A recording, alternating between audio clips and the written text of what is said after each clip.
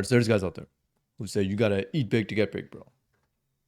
And you look at these guys, and they just end up putting on loads of fat. They takes them like 20 plus years to cut, and they don't reach an aesthetic physique. Whereas there's other guys out there who focus on the basics, who take it slow, they're patient, and they achieve an aesthetic physique in no time. I'm going to talk about the difference here specifically. I'll talk about dirty bulking, my experience with it, and whether or not the results were good. Without further ado, let's dive into it. I remember clearly I was sitting on my couch and I was doing my very first bulk ever.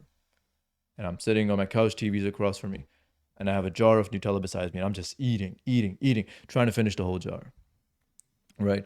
And at that point, during my first bulk, I decided to go the dirty bulk route where I would just eat anything and everything in sight, right? And at the start of my bulk, I was a very skinny, frail, weak-looking kid, right? And the reason I was so skinny is because I was so obsessed with abs. Like, I want abs, I need abs, right? So previously, I would just try to eat as little as possible and as healthy as possible. So I'd avoid like pizza, burger, and such, except for on maybe special occasions, right? And when I found out about dirty bulking, I was like, wait, I can get to my goal physique, build muscle, and I can eat whatever the hell I want. That was like a godsend for me where I'd been restricting food for so long where I was just like, okay, this sounds great. I need to do this, have to do this, right? So there was a big part of me that wanted to believe that dirty bulking would work and be effective because it would allow me to finally let go of all these restrictions that I put in place, right? And this leads me to the first point. Dirty bulking or even bulking is not an excuse to chill, right? It's not an excuse to let go and just put on loads of fat, right? And this is sometimes what I see people treat it as, and even what I have treated it as in the past, right? Part of the issue here is these people say, "Oh, it's off season, bro. You can eat whatever you want, bro. Eat big to get big, bro. Lee Priest did it, bro." Just because Lee Priest did something, and for those who may not be familiar, Lee Priest was a professional bodybuilder with like top 0.001% of genetics, right? Just because Lee Priest did something doesn't mean that you and I can do it, right? The genetic difference is massive, massive, right? And not to mention that just because someone else did it doesn't mean it was the most optimal way of doing things, right? So, next thing I remember is as I'm continuing on with this dirty bulk, right? It's only been like 3 or 4 months, keep in mind. It's been a very short period of time. And I'm at my house, I'm at the staircase, and I'm just like walking up the staircase out of breath because, yeah, you know how much weight I put on. I probably put on like about 40 pounds in 4 months. And my mom sees me, right? And my mom is like the traditional mom who's always telling me that, oh, you're looking too skinny, you need to eat more, you need to eat more, you need to eat more, right? Like, even to this day, she says this to me. But when she saw me, she says, huh, you're starting to get a little fat, right?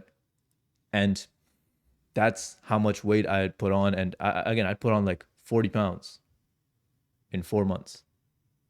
But most of it, if not all of it, was fat. There were only a few pounds of muscle in there, right? So this leads me to the second point. Weight gain is a useless metric, right? How much weight you gain doesn't really matter for the most part. What you're looking like matters because the mirror will tell you whether you're putting on fat or muscle, right? And of course, we're trying to put on muscle. Fat gain is largely useless to us in our bulking journey. Part of the issue here is these people say, "Oh, I weigh 160, bro. If you're 5'10 and you weigh less than 150, just give up, bro. Bodybuilding's not for you, bro." Like, no, take that thought out the window. We don't listen to those people. Again, these people put a train of thought on us that doesn't serve us whatsoever, right? Just to give an example, I weigh around like 160-ish. And when I go to my boxing gym, there's guys who weigh like 165, 170, even more than 175. And I look more jacked than them. And even like when I told one of the guys I'm 160, they didn't even believe me. They literally brought out a scale, made me stand on it. And then they're like, wow, I really am 160. And I look more jacked than them, you know? So it's not all about the weight. It's not all about the weight. And dirty bulking, again, 40 pounds in 4 months, it's like probably 99% of that was fat, to be honest, right? So dirty bulking was not worth it. That's point number one. And point number two, weight is a fairly useless metric to try to gauge our progress. So the long and short of it, dirty bulking was not worth it for me whatsoever. I'll put some photos up of my starting point. So this is my starting point before I started lifting. This is what I look like at the end of my dirty bulk. And this is what I look like after I cut down from that dirty bulk. I had put on basically little to no muscle, a few pounds of muscle, which I could have put on either if I went to a slow bulk or probably even if I recomped because I was a complete beginner. So even if I ate at maintenance, I would have put on that much muscle. Probably even if I was cutting because again, I was a complete beginner, I would have put on that much muscle. So dirty bulking just cost me months of putting on fat for no reason and then cutting off that fat. It was a waste of time, right? That was my experience with it.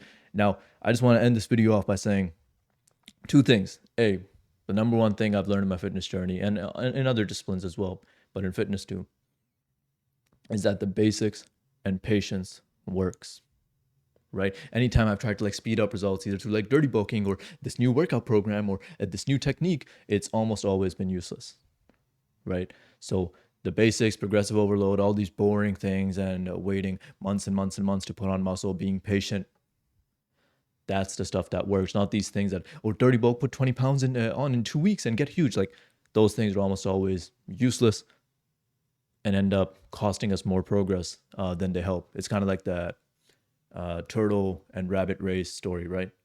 The turtle is going to end up winning. You follow the basics, those are like the turtles. They're boring, they're slow. You feel like you're making no progress because you're putting on like 1 pound a month, whereas your friend, their dirty bulk, you put on like 5 pounds.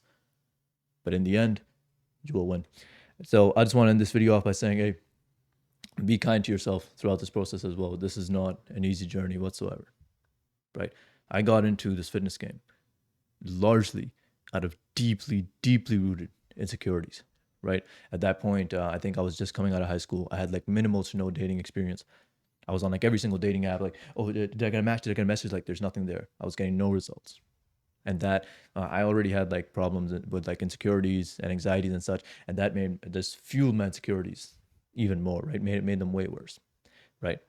So I was just looking for a quick fix with fitness. Oh, I'm gonna put on like 40 pounds of muscle, and then I'm gonna be huge, and then I'll be able to get dates, and then life will be great, right? So again, I was coming at it from such a deep place of insecurity, and I was insecure about like every aspect of my physical self, from my face to my physique.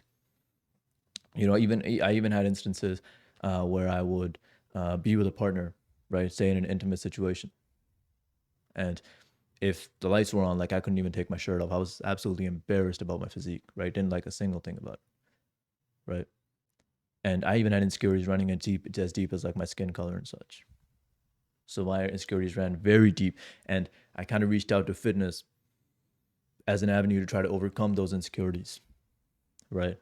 And so that's why I understand how difficult it is if you're reaching out to fitness for some sort of similar reason. And I also understand how annoying, for lack of a better word, it is to know that how long this journey is. That building muscle takes a long time. So you're reaching out for this, you're in the pain right now. And then you recognize it's going to take months to years of work before you reach that end goal. So I recognize how difficult that is as well. I was very negative and beat myself up over a lot of mistakes and was in constant cycles of like guilt. Oh, why did I eat that pizza? Why did I do this? Why did I do that? A constant cycle of like judging myself and negativity. And now I've climbed out of that. I'm not saying I still don't struggle with like my insecurities and anxieties. I do, but I'm in a significantly better place than I was. So if you're in a similar situation, just be kind to yourself throughout this process. Be proud of yourself every single day for showing up. A lot of people will start this journey. Not a lot of people will see it to the end. All right. And I believe in you. I believe you can achieve your goal physique. But frankly, what I believe doesn't matter. What you believe matters. So I hope you believe in yourself too. Now I just want you to imagine for a second. Imagine you take this advice, you run with it, and your matches on your dating apps are going up day by day by day, right?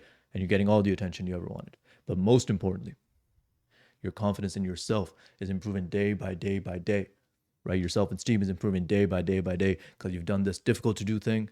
And now you look in the mirror, you're like checking yourself.